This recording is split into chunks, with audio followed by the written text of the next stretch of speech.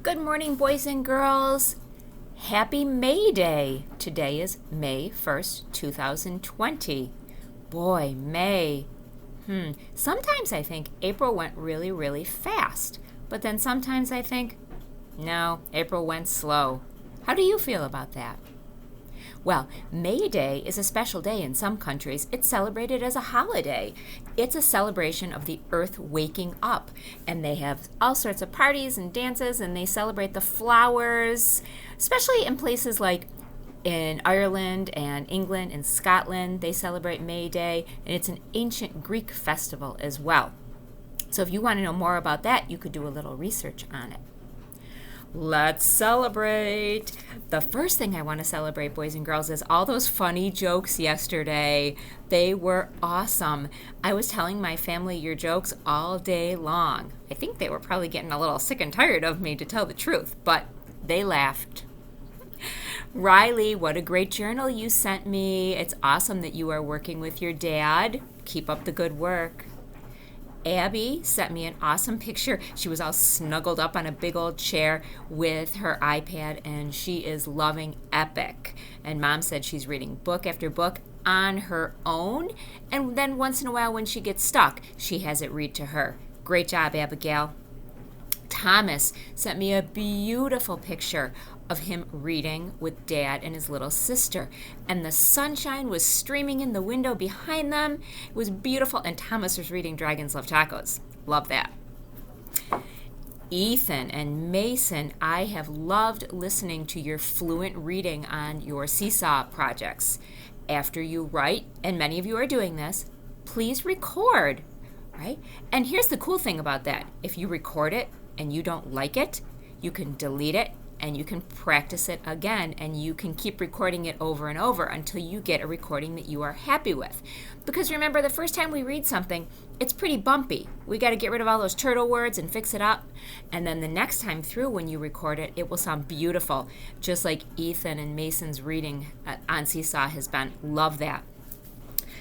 Tessa and Mia have come up with this great way to organize their work. They have a chart. There's a side for Tessa, a side for Mia. They have all of their activities on there. They have Lexia on there. They have Seesaw on there. They have journaling on there. And then they can check it off as they do it. What a great way to know that you are getting to everything. And boys and girls, I know you are working hard. Mrs. Tamaka knows that you are working hard. We are working hard. Every single day we learn something.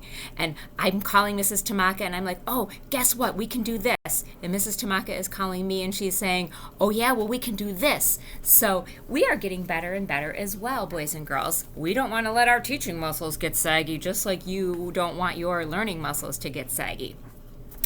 Today is Friday. That means Epic Live at 4 p.m. I wonder what they have on their Facebook page for you today. That will be interesting. And remember, our Google Meet on Tuesday is Wear a Special Hat Day. Make it a special hat because I'm going to ask you to talk about that hat. Like, this hat is special because, or this is my favorite hat because. It could be a hat you got on a vacation, a hat you got as a gift, a hat from a sports team, any special hat that you want. That's for Tuesday when we meet at 11 o'clock. I want to see some fun pictures of your weekend adventures. I bet you there's going to be some bike rides. I bet you there's going to be some playing outside. I bet you there's going to be some great chalk drawings. Mr. Vale and I are planning to go kayaking, so maybe I'll snap a picture of that and send it to you. Okay. If you are following along in Junie B, grab your Junie B. Junie B. Jones. I'm going to turn my camera there so you don't get Mr. Vale. Junie B. Jones Has a Monster Under Her Bed by Barbara Park. We are on chapter 5. And get ready to fix it up already, because already Junie B. has a incorrect word for you to fix. My worstest night ever. It was my worstest night ever. I didn't sleep any winks. That's because I had to keep my eyes open, or else the monster wouldn't stay invisible. I heard Mother and Daddy go to bed. Good night, everybody. Good night. It's me. It's Junie B. Jones. I'm still awake in here because I can't even close my eyes, or else the monster will come. Mother and Daddy didn't yell back.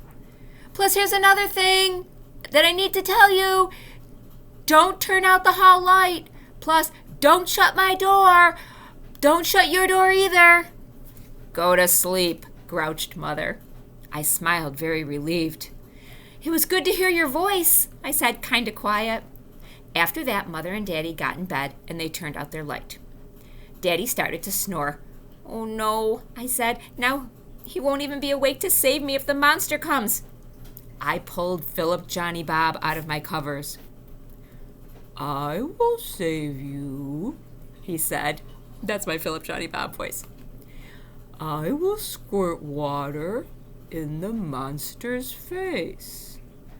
Plus, I will stomple him with my giant elephant feet.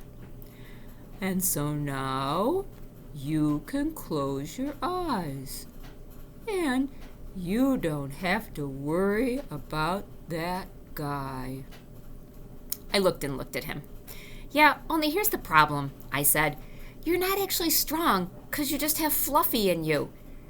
Plus also, you can't really squirt water, and so who am I kidding here? Philip Johnny Bob stared at me a real long time. Then he went back under the covers. All of a sudden, I heard feet in the hall. It was monster feet, I think. They kept getting closer and closer to me. Then pretty soon, they runned right in my room. And guess what? It was my dog, Tickle. That's what. Tickle, I am so glad to see you, 'cause now you can protect me from the monster. And so, why didn't I think of this before? I pulled back my covers and patted for him to jump up. Here, Tickle, you can sleep right up on my pillow, 'cause Mother won't even find out about this. Tickle springed right up there. Springed? He runned all around on my bed. Runned? He put his head under my sheets and runned down to my feet. No, Tickle, no. You have to come back up here, or else how will you even protect me? That's where Maisie and Sebastian want to go, too. They want to go way down there by my feet under the covers. I don't even know how they breathe down there. I pulled him back up. He put his paws on Raggedy Larry and chewed his red hair. No, Tickle, no, I said. Just then, Tickle springed over me. Springed? And he landed on my elephant named Philip Johnny Bob. He holded him by his trunk and shaked that guy all around. Shaked? I saved Philip Johnny Bob just in time. Then I pushed Tickle off my bed and he runned out of my room. So much for that idea. Philip Johnny Bob was very upset. Also, I hugged Raggedy Larry. Only too bad for me. Did you say it? 'Cause just then Raggedy Ruth fell right out of my bed on account of the dumb sheets weren't tucked in anymore. Me and Raggedy Larry peeked over the side at her. Get her, said Raggedy Larry. Yeah, only I can't get her, I said, real upset, or else the monster will grab my hand and pull me right under the bed. I thought about what to do. Then all of a sudden, I picked up all my friends in my arms. We have to make a run for it, I told them. We have to sleep with Mother and Daddy tonight, 'cause we will be safe with them. Plus, they won't even know we're there probably, 'cause their bed is the size of a king. They have a king-size bed, but that doesn't mean it's the size of a king. I stood on the side of my bed. Then I jumped way out to the middle of the floor, and I quick picked up Raggedy Ruth, and I ran to Mother and Daddy's room. They were sleeping and snoring. Shh, I said to Raggedy Larry. Shh, I said to Philip Johnny Bob. Then all of us crawled down the middle of their bed, and we sneaked under the covers. Only too bad for me. Did you say it? 'Cause Mother rolled right over on Philip Johnny Bob's trunk, and it waked her right up. Waked? She turned on the light. I did a gulp. What do you think she's going to say? You know it. Hello, how are you today? Me and my friends are sleeping here, 'cause we didn't think you'd mind, probably. Mother carried me back to my room zippity-quick. Then she leaned close to my ear, and she talked very scary with her teeth closed. Do not get out of bed one more time, she said. And so guess what? I didn't. She knows that mother means business this time. That's the end of chapter 5. Chapter 6 for Monday. Monday is called flat sews. Flat sews. That'll give you something to think about over your weekend. Have a great weekend, boys and girls.